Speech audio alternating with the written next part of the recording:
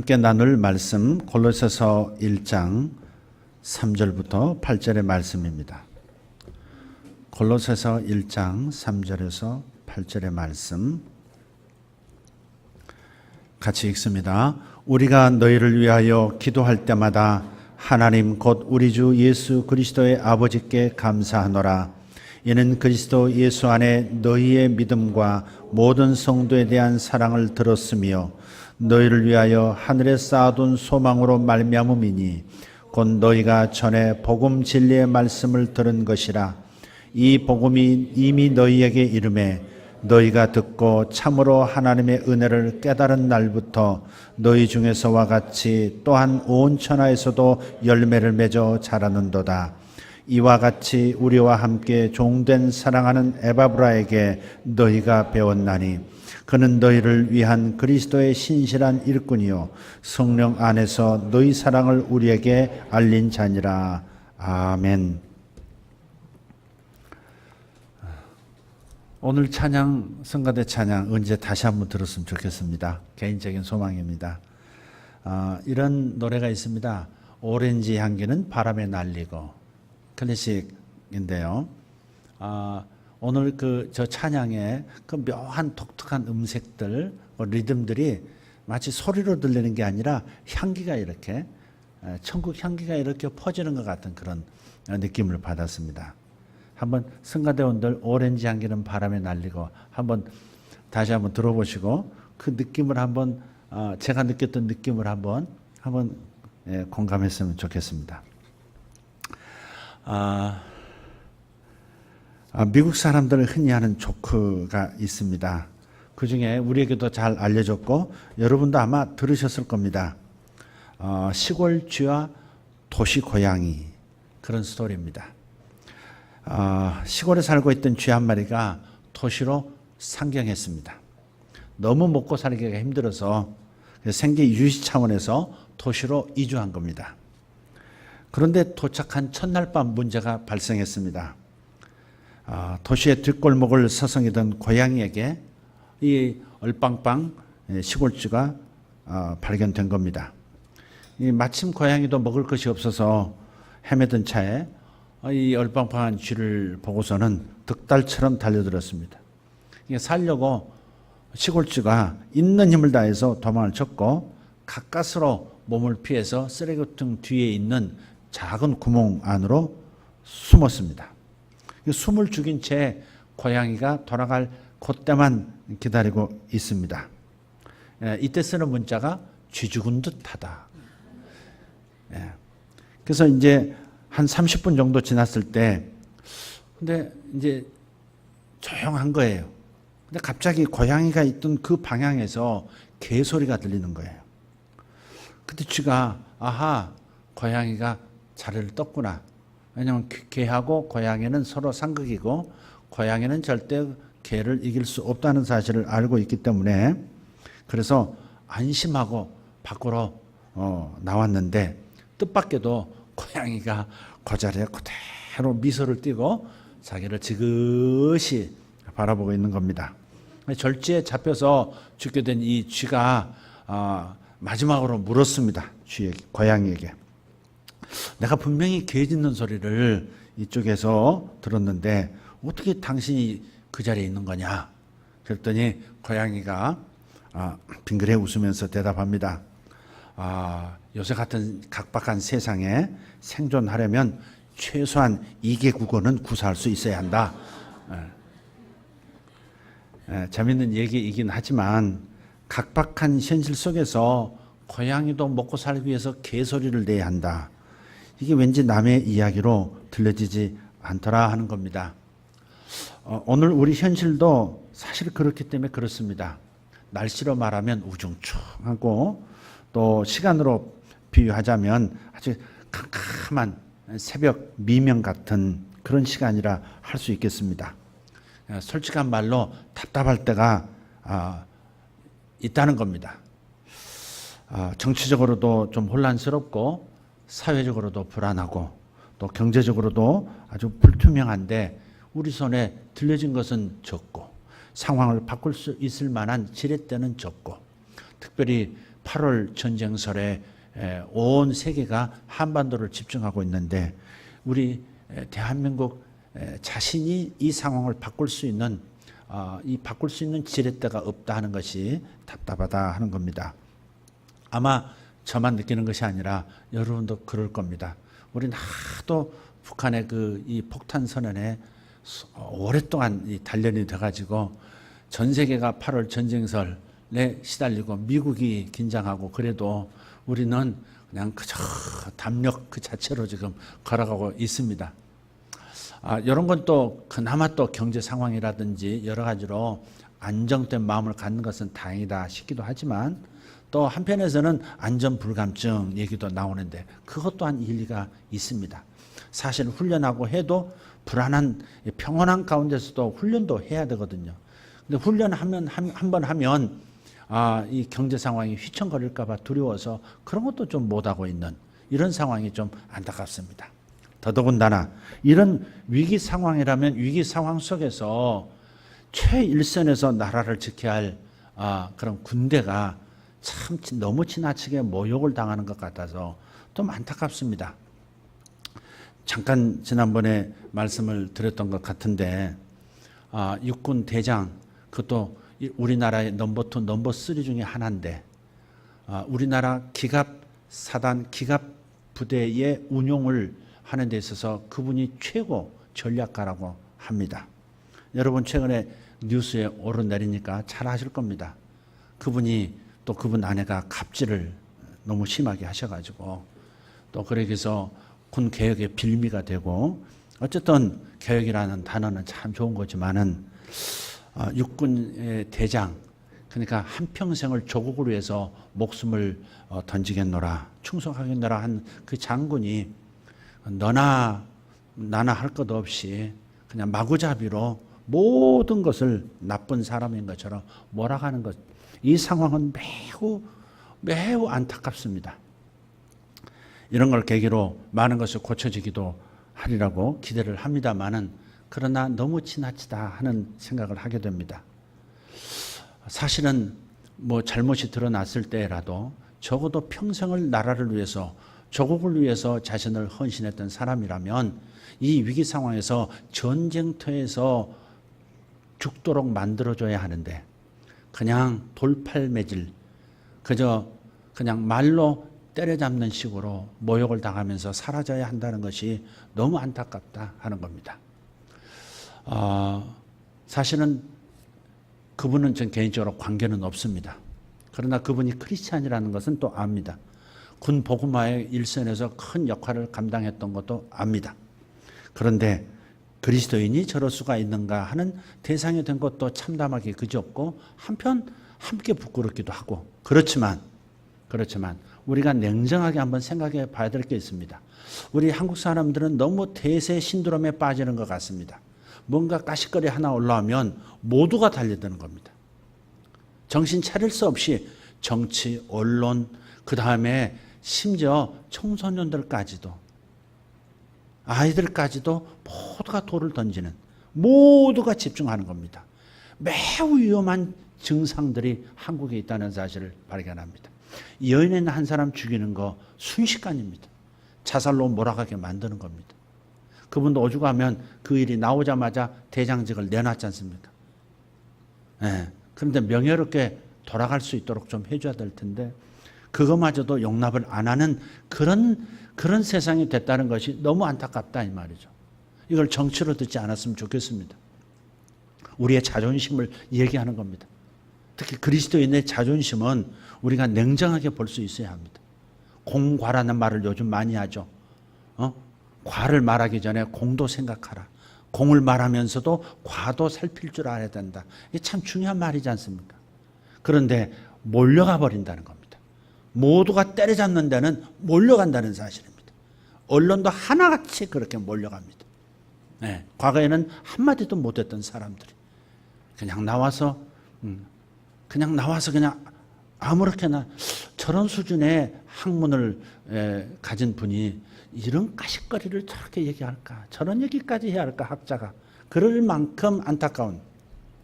미국에 이런 광경을 봤습니다. 군인이 버스터미널로 들어오는데요. 일반 사병입니다.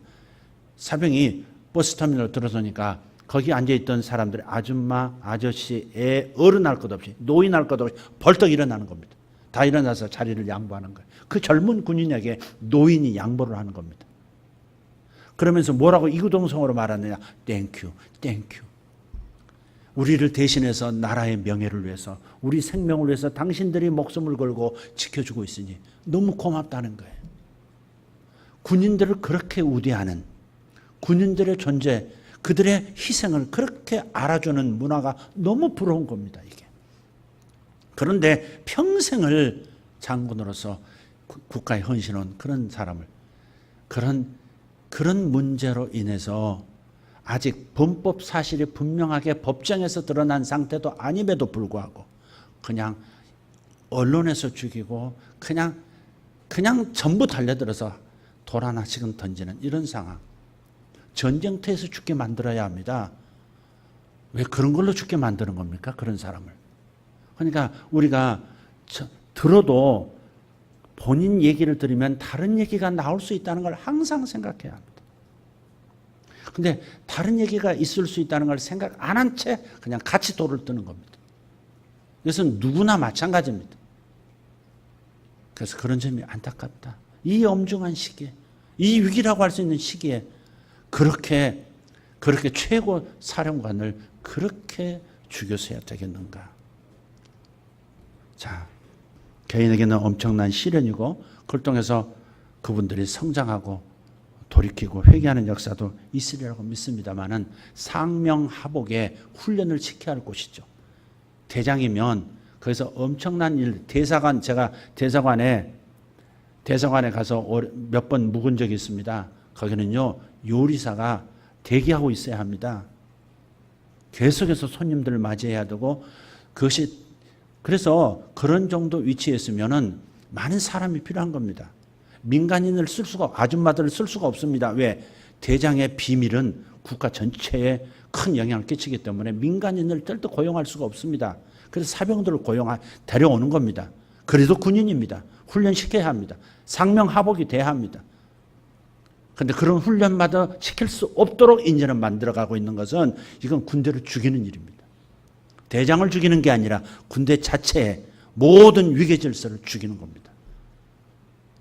잘못한 건 잘못한 것이지만 살려야 할 것은 살려야 될 텐데 모든 권위를 업신여기는 그런 구조로 만들어간다면 누가 상관을 존경하고 목숨을 걸고 뛰어 하면 뛰고 전진하면 전진하겠습니까?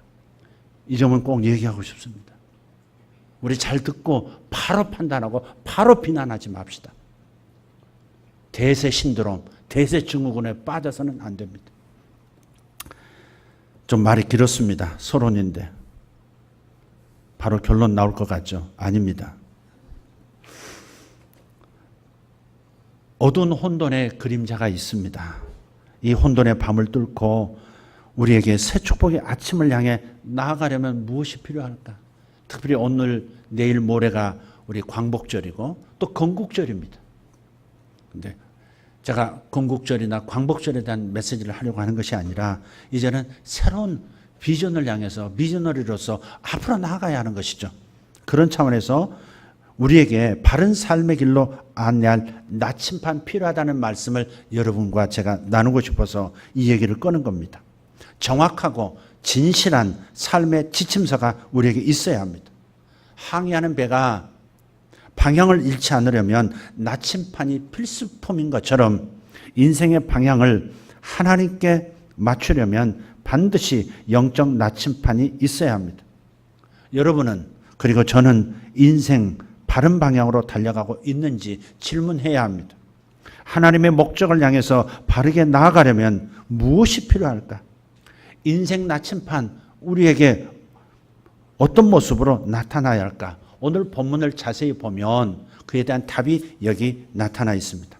오늘 본문 말씀을 보면 이 골로새 교회를 향한 바울의 신앙 지침이라고 할 수 있는 내용이 나타납니다. 골로새 교회는 바울이 세운 교회가 아닌 것 같습니다. 바울의 제자인 에바브라가 훈련받고 골로새에 가서 교회를 설립한 것입니다. 바울이 감옥에 갇힌 동안에 이 골로새 교회의 목사인 에바브라가 감옥을 방문한 것입니다.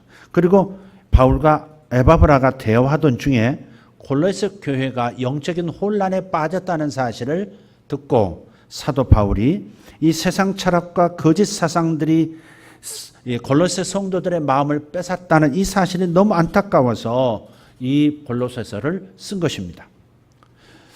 이 세상 철학 그리고 거짓된 사상이 성도의 마음을 뺏어버리면 그 결과로서 열심은 있는데 방향성을 잃어버린 신앙이 되는 것입니다. 어디로 가야 할지를 모르는 신앙이 되는 겁니다. 이것이 위험합니다. 열심히 있는 사람이 그 열심의 방향 잘못 잡으면 광신자, 이단자 됩니다. 능력 있는 사람이, 힘을 가진 사람이 그것을 잘못 사용하게 되면 잘못된 방향으로 나아가면 파괴자가 되는 겁니다. 아무리 많은 것을 소유해도 삶의 방향을 잃어버리면 니힐리즘, 허무주의에 빠져버리게 되죠. 몇 년 전 할리우드의 유명한 배우입니다. 필립 호프만, 그분이 자살을 했습니다. 그분은 아카데미상 수상자입니다. 매우 인기 있는, 돈도 많고 연기력도 뛰어난 배우입니다. 그런데 그가 사망했던 날 그 호주머니를 뒤졌는데 그게 마약 여러 봉지가 나온 겁니다. 왜 그토록 많은 것을 가진 사람이, 부러울 것 없는 명예로운 인생을 살던 사람이 왜 그런 파멸로 생을 마쳤을까? 그것은 삶을 이끌어줄 나침판이 그에게는 없었기 때문에 그런 겁니다. 많은 것을, 그 누구도 가져보지 못한 것도 가져본 그 사람이지만 실상은 삶의 나침판이 없었다. 그를 이끌어줄 진실된 정확한 지침서가 없는 인생이었다. 그렇게 결론 내릴 수밖에 없습니다. 혼돈속을 헤매는 인생에게는 반드시 진리의 나침판이 필요한 줄 믿습니다. 그래서 오늘 본문 5절에 그것을 사도 바울은 복음 진리의 말씀이라 이렇게 표현합니다. 복음 진리의 말씀. 복음 안에 진리의 말씀이 있고 그 말씀 속에 우리들이 걸어갈 수 있는 최고의 행복의 길, 즉 진리의 길, 하나님의 길이 있다는 겁니다. 이런 의미에서 복음은 우리를 흑암에서 건져내는 능력일 뿐만 아니라 복음을 받은 우리를 계속해서 이끌어줄 삶의 지표입니다. 이것을 붙들어야 길을 잃지 않습니다. 설사 길을 잃었다 할지라도 본래 길로 되돌아올 수가 있습니다. 저도 방황한 적이 청년 때 있습니다. 그래서 어디로 가는지 모르도록 떠나왔던 길조차도 희미해진 때가 있었습니다. 어디서 잘못됐는지 조차 모르는, 그래서 이 영적인 신앙의 여정의 길을 이제는 어떻게 가야 하나, 정말 혼란 속에서 힘들어한 때가 있었습니다. 그럴 때 내 머릿속에, 내 마음속에 있었던 율법과 복음이라고 하는, 율법과 복음의 차이에 대한 이해에 과거에 담았던 진리의 말씀이, 그 말씀이 어느 날 갑자기 생생하게 떠오르면서 수년 동안 방황했던 그 어둠 속에서 다시 본래 길로 되돌아갈 수 있는 길이 열린 경험을 한 적이 있습니다. 여러분, 인생에는 반드시 진리라는, 복음 진리라는 나침판이 있어야 하는 겁니다. 여러분은 복음과 진리의 나침판을 손에 들고 인생길을 걷고 계시는지 살펴보십시오. 그것 없이 결코 바르게 달릴 수는 없습니다. 속도보다 방향이 더 중요하다는 말은 그래서 우리에게는 삶의 지혜가 되는 겁니다. 자, 오늘 말씀, 골로새서 말씀을 보면 이 복음의 진리가 제시하는 삶의 방향이 무엇인가를 볼 수 있습니다. 네 방향을 말씀을 드리겠는데요. 나침판을 보면 동서남북 크게 방향을 네 방향으로 나누죠. 마찬가지로 이 복음 진리가 제시하는 삶의 방향, 삶의 지침, 네 방향에 대해서 말씀을 잠깐 나누겠습니다.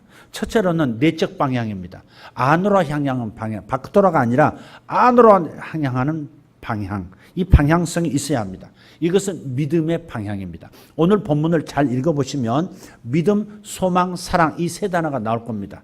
고린도전서 13장 13절에 믿음, 소망, 사랑 이 세 가지는 항상 있을 것인데 그중에 제일은 사랑이라 그런 표현이 있어요.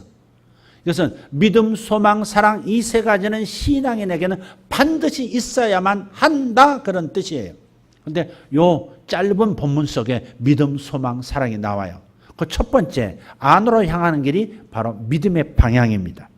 바울은 골로새 성도들이 받은 복음의 축복을 감사하면서 첫 번째로 그리스도 예수 안에 있는 너희의 믿음 이것을 꼽았습니다. 4절입니다. 여기서 중요한 것은 그냥 믿음이 아니라 그리스도 안에 뿌리를 박은 믿음입니다. 이것이 우리가 지향해야 할 내적 방향입니다.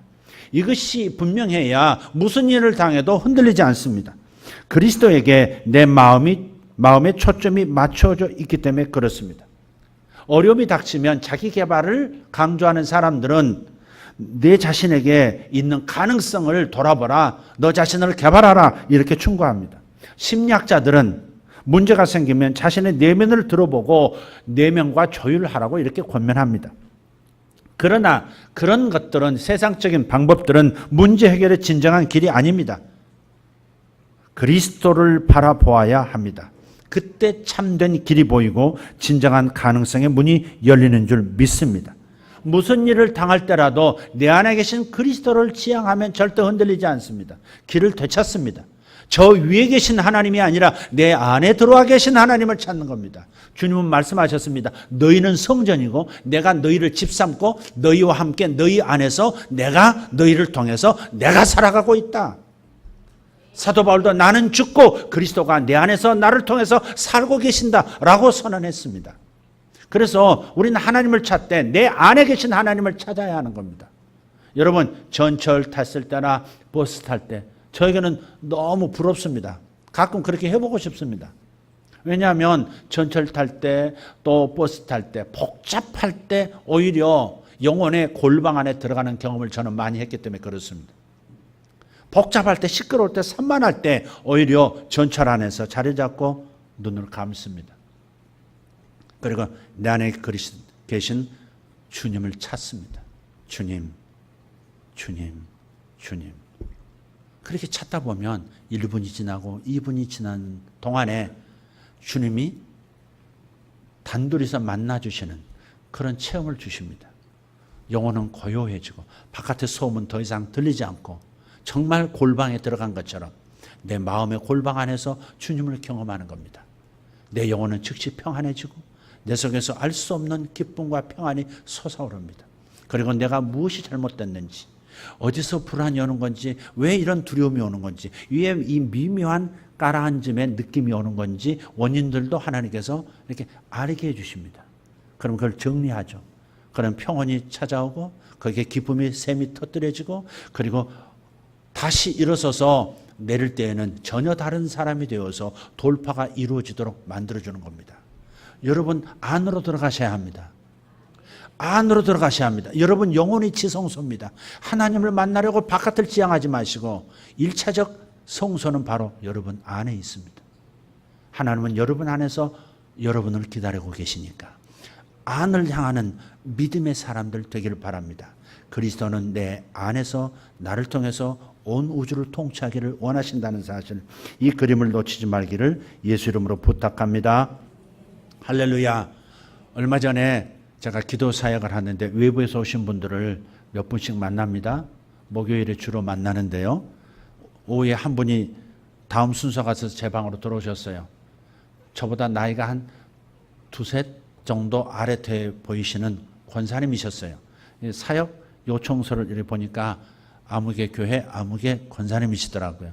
근데 그 영지를 받아드는 순간에 그 이름을 보는 순간에 내 안에 감동되기를, 이분은 사모님이었으면 참 좋았겠다 그런 감동, 사모를 하셨으면 너무 잘하셨겠다 그런 감동이 있는 거예요. 그래서 제가 그분을 막 자리에 앉으신 그분을 바라보면서 얘기했어요. 사모하셨어도 잘하셨을 것 같아요 권사님. 그랬더니 그분이 잠깐 당황해 하시는 것 같더니 제가 사모였습니다 그러시더라고요. 사모였습니다. 그 순간에 가슴이 먹먹해지는 겁니다. 사별인 거예요. 언제 돌아가셨나요? 1년 반 됐다는 거예요. 그래서 제가 잠시 있다가 1년 반밖에 안 됐는데 정말 대단하시네요, 사모님. 그랬어요. 대단하시네요, 사모님. 어떻게 그 고통의 과정을 그렇게 빠르게 건너올 수 있었습니까? 그랬더니 그분이 살짝 눈물이 비치시더니 금세 다시 웃으시더라고요. 그분이 오신 목적은 나 외롭습니다, 위로해 주세요. 그래 오신 게 아니에요. 재혼 가능하겠습니까? 이런 거 물으러 오신 게 아니에요. 무슨 죽을 개발하셨더라고요, 그동안에. 근데 아픈 사람들이 드시면 너무 급속하게 회복이 된대요. 그래서 특허까지 내놨대요, 이 사모님이. 남편 잃고 특허를 얻었어요. 그런데 너무 이게 효과가 있어가지고 주변에서 투자자들이 모여서 이거 당신 이거 우리 체인점 전국막 만듭시다. 근데 목사님 해도 되나요? 그럼요, 사모님 권사님, 이 사모 권사님 하십시오. 하셔야죠. 너무 감사하더라고요. 그렇게 주저앉지 않으시고 힘들어하지 않으시고 일어나서 살아갈 용기를 어디서 얻었을까? 요한복음 15장 5절이 떠오르더라고요. 나는 포도나무여 너희는 가지니 너희가 내게 붙어있으면 열매를 많이 맺을 것이다. 우리가 혼자 싸우고 혼자 투쟁하고 혼자 일어서려고 애쓰는 것이 아니라 주님께, 내 안에 계신 주님께 곧바로 달려가서 찰싹 붙으면 새 힘이 생기고 새로운 아이디어가 오고 새로운 용기가, 새로운 믿음이 생기고. 할렐루야, 할렐루야.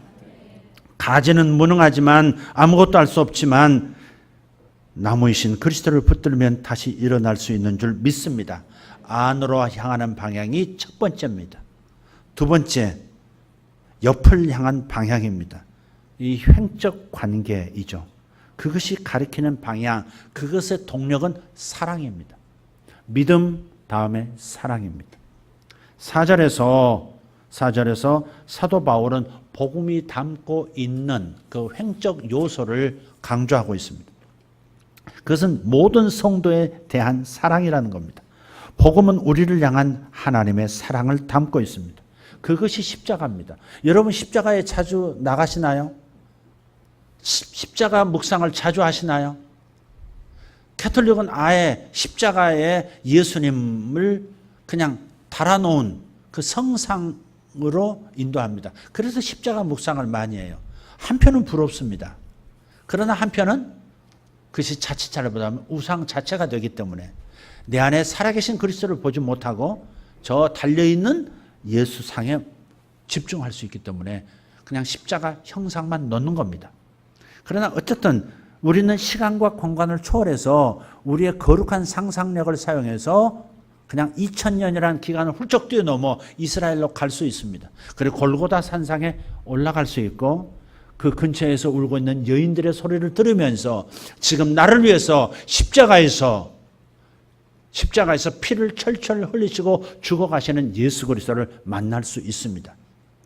그리고 그 십자가 앞에 머물러 계시기만 한다면 잠깐이라도 주님께서 하신 말씀, 1시간도 나와 함께 있을 수 없다냐 단식하셨던 주님, 십자가에 달리시기 위해서 피눈물을 땀방울이 핏방울이 되어 떨어지던 그 예수님, 1시간도 나와 함께 있을 수 없다냐 했던 주님의 목소리를 생각한다면 십자가 앞에 묵상할 수 있습니다.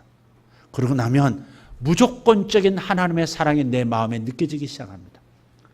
나 같은 죄인을 위해서 지금 죽어가시는 예수 그리스도, 같이 울 수밖에 없는, 십자가에서 나를 위해서 죽어가시는 주님 앞에서 한없이 울 수밖에 없는 자신을 하나님의 그 무조건적인 사랑 앞에서 정말 하나님 앞에서 나의 모든 것을 내려놓을 수밖에 없는 경험을 하나님이 주시죠.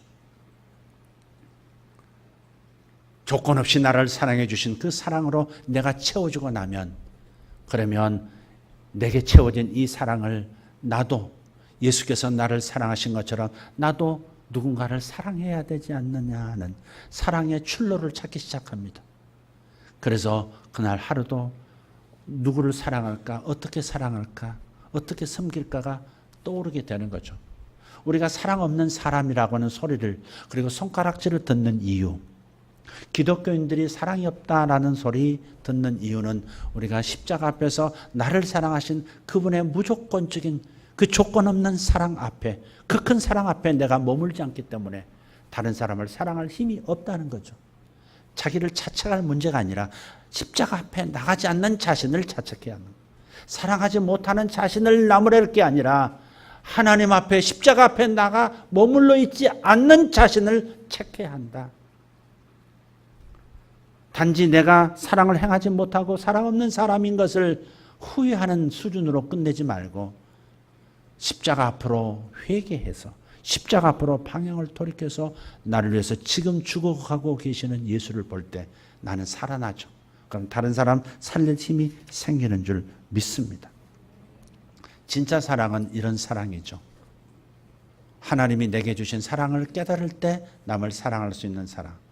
정치인들 가끔은 재래시장 가서 때만 되면 한 번 먹어보지도 않던 어묵 입에 베어 물고 풀빵 사서 먹고 나물 사서 검은 비닐에 담아 챙기고 그리고 선거 끝나면 다시는 찾지 않는 그건 진심이 담겨 있지 않은 그런 사랑 말고 진짜 사랑은 십자가 앞에서만 흘러들어올 수 있고 십자가 앞에서만 다른 사람을 사랑할 수 있는 사랑이 생긴다는 거 잊지 말기를 예수 이름으로 축원합니다.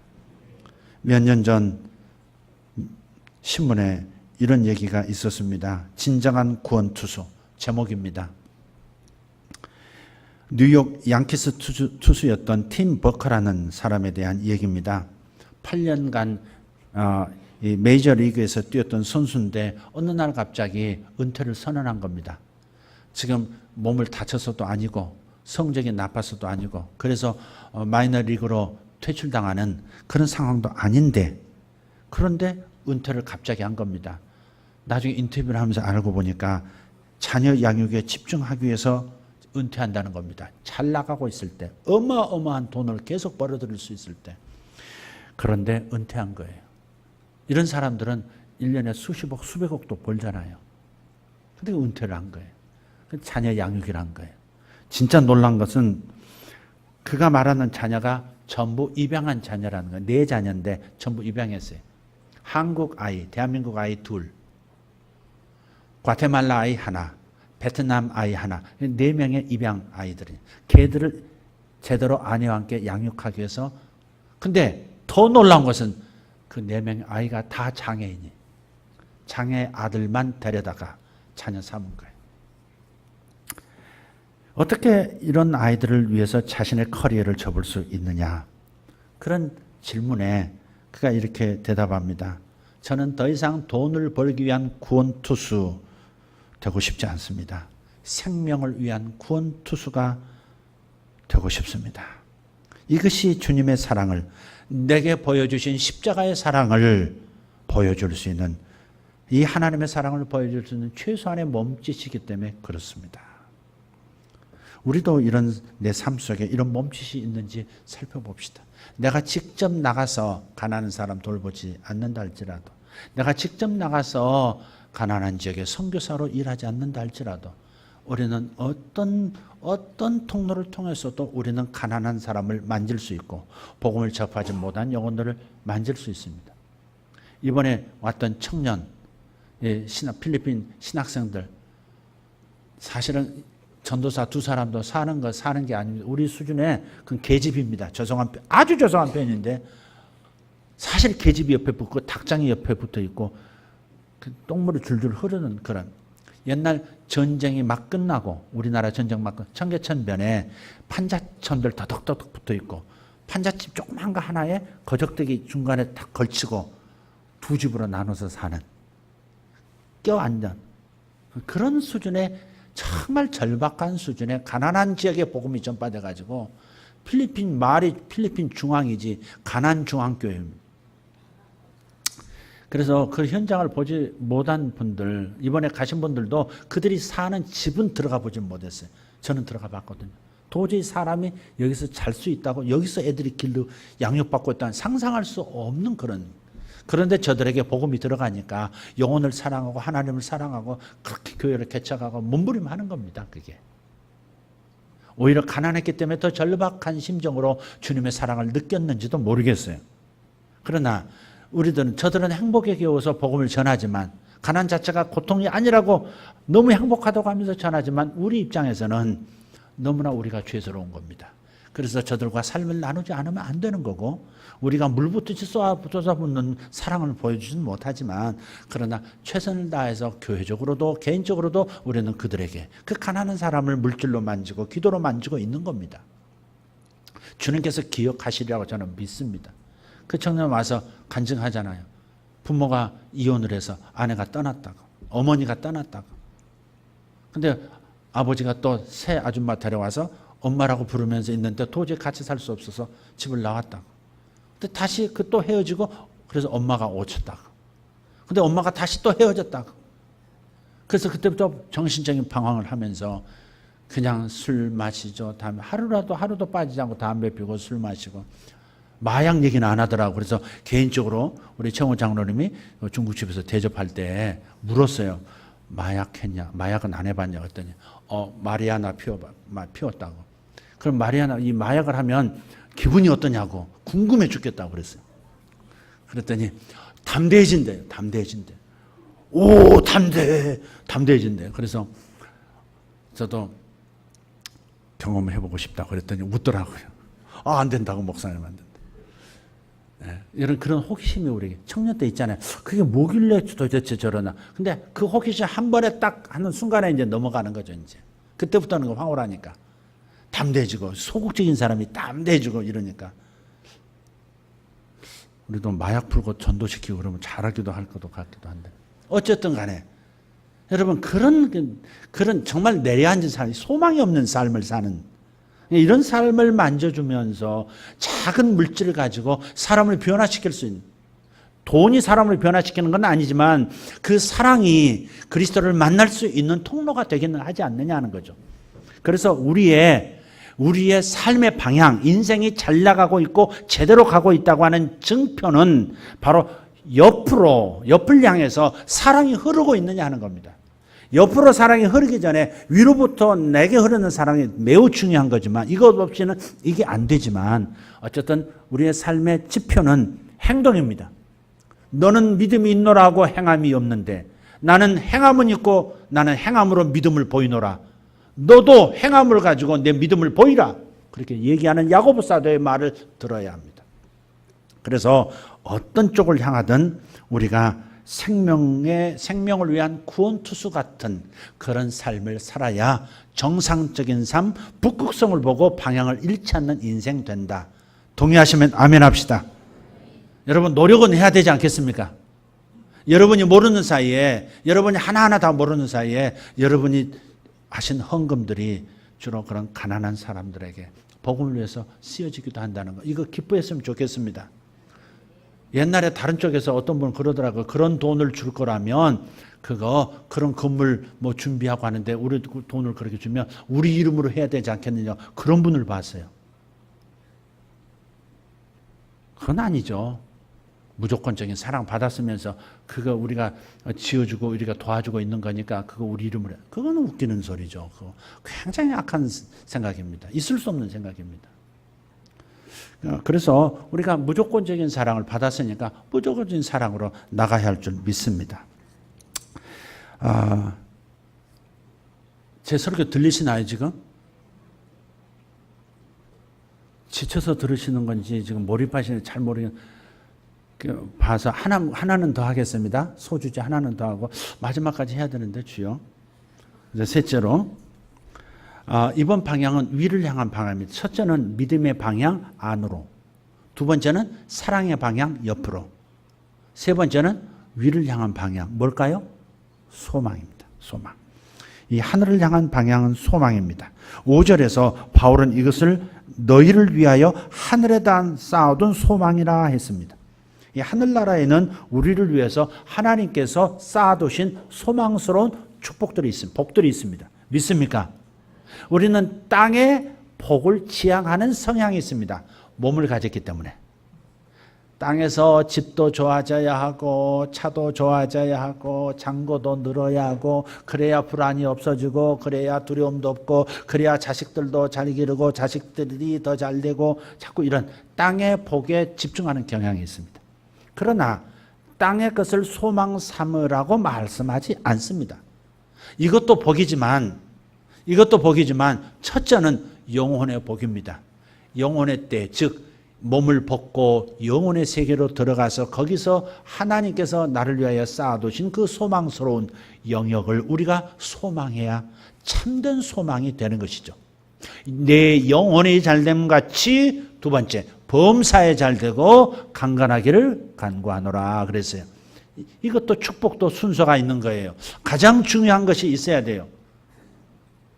성경에 경고합니다. 부자들에게 내가 이만큼 쌓아뒀으니 창고도 많이 짓고 이만큼 많이 거두어서 이만큼 적체시켜 놨으니 이제는 안심이로다, 평생 안심이로다. 그런 이들에게 경고의 말씀을 주십니다.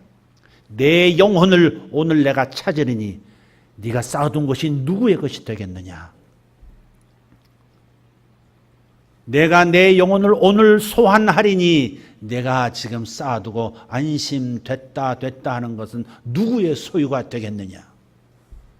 여러분, 그래서 우리의 소망은 땅에 궁극적 소망이 있어서는 안 됩니다. 하늘이 우리의 마지막이요 모든 최종적인 최선의 소망이 되어야 할 줄 믿습니다. 하늘나라 곧 갑니다, 여러분. 곧 갑니다, 여러분. 10년 금방입니다. 속도전, 나이가 들수록 속도가 빨라진다는 말이 맞습니다. 1년 너무 빨리 갑니다. 50대 50km, 60대 60km, 70대 70km 맞습니다. 진짜 빨리 갑니다. 진짜 빨리 갑니다. 우리 청년들 있죠? 아유, 빨리 나이 먹었으면 좋겠다. 속도가 너무 느리죠? 군대 갔다 오고 30 되고 직장 찾고 결혼 뭐 준비하고 그러면요, 그때부터 이제 빨라지기 진짜 빠른 걸 느껴지기 시작합니다. 그러니까 지혜로운 전도자가 경고했던 것처럼 지혜로운 생각 가지고 살아야 합니다. 주님 만날 날 가깝습니다. 대면할 날 멀지 않습니다. 그러니 땅의 것 소망 품지 말라는 거 아닙니다. 그러나 더 중요한 하늘의 소망, 하늘의 상급을 쌓고 사는 저와 여러분 되자 하는 겁니다. 할렐루야. 바울의 생애가 그것을 잘 보여줘요. 모든 것을 버리고 복음을 위해서 달려갈 수 있었던 이유도, 수많은 고난과 빼앗김에도 불구하고 기뻐할 수 있었던 이유도, 순교의 제물로 처형당했던 그 처형당하면서도 담대할 수 있었던 이유도 바로 천국에 쌓아둔 소망 때문에 그렇습니다. 하나님께서 나를 위하여 예비하신 것은 이 땅의 가장 좋은 것과 좋게 비교할 수 없을 만큼 크다고 하는 사실을 그는 봐버렸기 때문에 그런 삶을 살 수 있는 겁니다. 우리도 믿음의 눈으로 그것을 볼 수 있기를 축복합니다. 할렐루야. 마지막 해도 되겠죠? 마지막 해도 되지 않겠습니까? 예, 넷째로 세상을 향한 방향입니다. 일단 세상 그냥 확 퍼져버리는 세상을 향한 방향입니다. 믿음, 사랑, 소망이라는 이 그리스도인의 삶의 기본 세 방향 우리가 설정했다면 이제는 세상을 향한 방향이 필요하다 이 말이에요. 그래서 선교와 사명을 위한 삶의 방향이라 할 수 있겠습니다. 사도 바울은 복음의 확장에 대해서 칭찬하면서 이렇게 권면하죠. 6절입니다. 이 복음이 너희 중에서와 같이 또한 온 천하에서도 열매를 맺어 자라는도다. 여기서 중요한 것은 온 천하입니다. 온 천하가 우리 마음에 있어야 합니다. 복음은 우리의 삶에 엄청난 축복을 가져왔습니다. 우리가 누리는 생명, 소망, 삶의 목적, 열매, 이 모든 것이 다 복음을 통해서 주어졌습니다. 우리나라에 선교사님들이 왔어요. 오늘 기도 쪽에 있었는데 와서 의사로서 왔고 법률가로서 왔고 교육가로서 이 땅에 왔습니다. 자선사업가로 이 땅에 왔어요. 그리고 병원을 세우고 학교를 세우고 그렇게 해서 이 나라, 이 조선민족, 이 어두운 조선민족에게 하나님의 나라를 보여준 겁니다. 사랑을 보여주고 섬기는 모습을 보여주고 돈을 쏟아 부어서 의사들을 만들고 교육가들을 만들고 남녀 차별이 없어지도록 만들고 문맹자들이 없어지도록 만드는 기독교가 아니었으면 우리나라가 이토록 빠르게 개화되고 이런 상황에 서지 못했을 겁니다. 이것을 이 근대의 기독교의 영향력을 깡그리 무시하고 교과서에 실지 않으려고 하는, 한 줄로 딱 마감하려고 하는 기독교를 말살시키려는 손길도 있다는 것을 우리는 의식해야 합니다. 자유분방하고 진보적이고 좋습니다. 그러나 그 진보라는 것이 우리 기독교를 겨냥하고 있다면 예수 믿는 믿음을 없애야 복음주의의 독단성이라고 저들이 독소로 여기거든요. 기독교만 성경을 지지하는 기독교만 없어지면 하나님 목소리 절대적 진리가 사라진다고 생각하기 때문에 무슨 죄도 저지를 수 있는 가능성 있는 사회로 만들 수 있습니다. 동성애에 반대하는 유난히 반대하는 이 복음주의 계열 이 기독교 세력은 최대의 적입니다. 저들에게는. 그래서 기독교를 겨냥하는 겁니다. 대장의 비리를 드러내면서도 기어이 교회에 예배드리는 모습을 영상에 띄우고 공격해야 하는 겁니다. 의도성이 있는 겁니다. 기독교인이 잘못하면 여러분 과거에 여기 남자들 다 그랬을 겁니다. 아내가 먼저 예수 믿었으면 꼭 집에서 이런 소리 합니다. 교회 가서 뭐 배웠냐? 목사가 그렇게 가르치더냐? 자기는 개차반이면서 자기는 뭐 부어라 마셔라부터 뭐 온갖 나쁜 짓은 세상에서 다 하면서 너 그렇게 남편이 가정에 와서 그렇게 하라고 목사가 가르치던 꼭 이럽니다. 아주 목사가 그러면 다 잘해놓고도 다 참으면서도 한 가지 뭐 잘못한 것 때문에 또 기독교인이 교회 다니면서 목사가 예수가 이러면 꼭 한마디도 못한 채 또 고개를 숙여야 되는 안타까운 여인들이요. 결국은 그 남자 돌아오리라. 할렐루야. 예, 남자들이 이상한. 죄송합니다. 여자들도 그럽니다. 여자들도 안 믿는 여자들 되게 발목 잡고 그러긴 합니다. 근데 어쨌든 간에 우리가 이제 이 말씀을 들으면서 이 하나님의 복음의 확장이라고 하는 복음의 능력의 확장성은 우리에게 있습니다. 반드시 승리할 줄 믿습니다. 할렐루야. 하나님께서 하나님의 말씀을 붙잡고 말씀을 지키려고 하는 하나님의 참다운 교회를 승리하게 하실 것이고 진짜 기도와 믿음을 가지고 복음이 온천하에 확장되기를 소망하고 기도하고 움직이는 우리들을 사용하시고 복 주실 것을 믿습니다. 할렐루야. 믿음, 소망, 사랑 이것이 북극성입니다. 믿음, 소망, 사랑 안으로 옆으로 위로 향하는 이 방향성이 우리의 북극성입니다. 절대 인생 살이에서 길을 잃지 않도록 만들어줄 겁니다. 그러나 여기서 멈추지 말고 마지막 네 번째 방향 온천하가 텐시아가 우리 마음에 있어야 합니다. 그리고 그 온 세상이 예수 그리스도의 나라가 되는 것 그것을 소망하면서 나가십시다. 북한도 예수의 나라가 되기를 원합니다. 할렐루야. 중국도 예수의 나라 될 줄 믿습니다. 저 힌두이즘에 빠져있는 저 인도도 파키스탄 이슬람 세력도 다 그 지역도 예수의 나라가 될 줄 믿습니다. 이것을 믿고 오늘의 현실 속에서 힘있게 살아갈 수 있는 저희가 되기를 소망합니다. 기도하겠습니다. 여러분 한 가지씩 붙잡고 기도하면 어떨까요?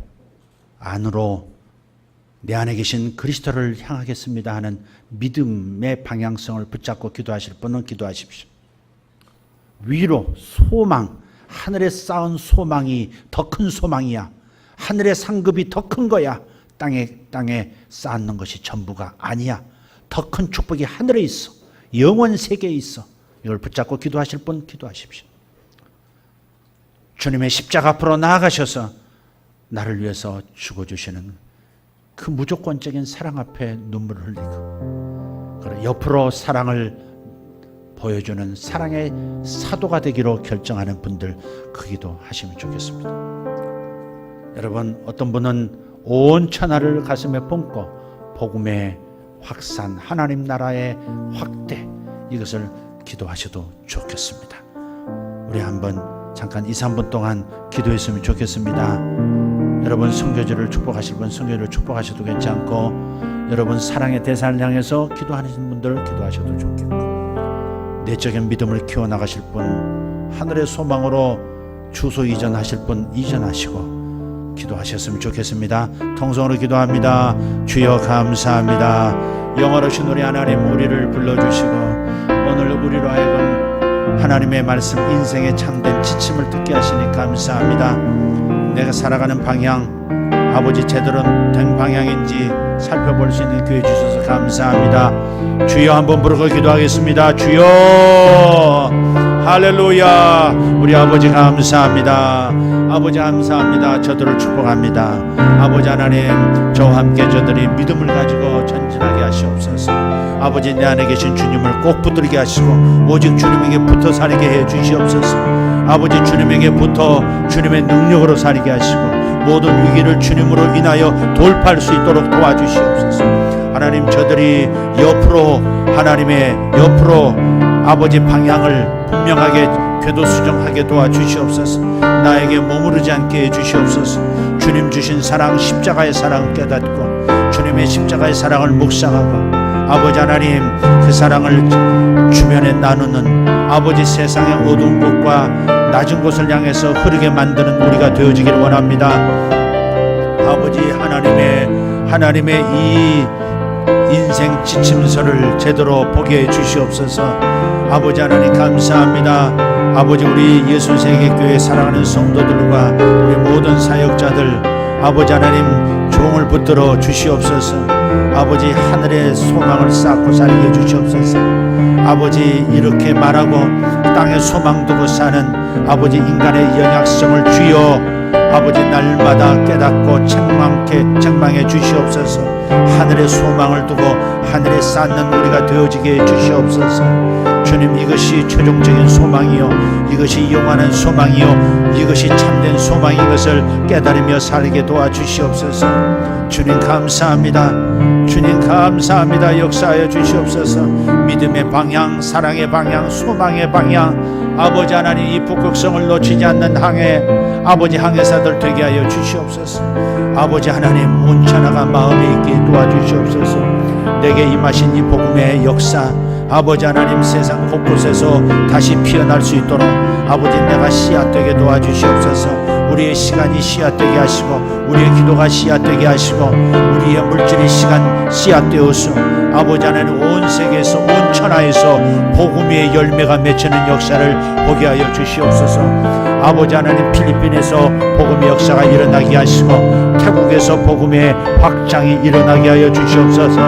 아버지, 당신의 아들, 딸을 붙들어 주셔서 낯선 그 땅에서 살아남게 하시고 그곳에서 복음을 증거하게 하시고 하나님의 길을 열게 하여 주시옵소서. 아버지 하나님, 능력 있는 선교사가 되도록 주여 도와주시옵소서. 아버지, 우리가 원하는 중국 선교사님들 아버지 하나님 역사해 주시고 태국 선교사님 역사해 주시고 필리핀 선교사님 역사해 주시고 아버지 하나님, 저 호주에 가 있는 선교사님 역사해 주시옵고 터키 선교사님 역사해 주시옵소서. 미국의 153에도 하나님 축복을 더하시고 잘 되게 하여 주시옵소서. 아버지 하나님 나라 복음의 확장이 일어나게 하여 주시옵소서. 주님 감사합니다. 주님 감사합니다. 주여, 우리를 붙잡으시고 우리를 사용하여 주시옵소서. 먼저 우리의 마음을 사로잡아 주시옵소서. 하나님을 이용만 하고 하나님의 것이 되지 아니하려 하는 우리들을 회개하오니 먼저 하나님의 소유가 되게 하여 주시옵소서. 하나님을 나의 소유로 삼으려 하는 이 오만방자함에서 벗어나게 하시고 내가 하나님의 소유인 것을 깨닫고 하나님께 모든 것을 바치게 하여 주시옵소서. 꿈도 바치게 하여 주시옵소서. 돈도 바치게 하여 주시옵소서. 시간도 바치게 하여 주시옵소서. 야망도 바치게 하여 주시옵소서. 내 몸도 바치게 하여 주시옵소서. 나를 핏값 주고 사신 하나님 앞에 모든 것 드리는 우리가 되게 하여 주시옵소서. 예수님의 이름으로 기도하옵나이다. 아멘.